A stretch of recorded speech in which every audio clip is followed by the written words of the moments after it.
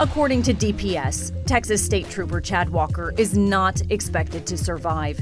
The agency said on Twitter that he no longer shows signs of brain activity and is being kept on life support to be an organ donor.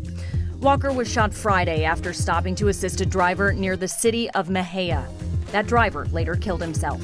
A private mass was held in Denver for Eric Talley, the Boulder police officer who was born in Houston and died in last week's deadly mass shooting.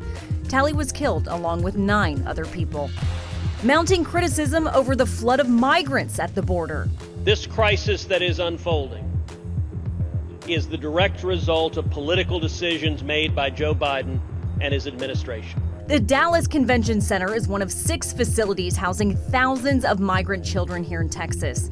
The Biden administration says it's pursuing diplomatic solutions to the crisis. Our view is it's not if, but when we work through with these countries, the best ways we can work together to address root causes.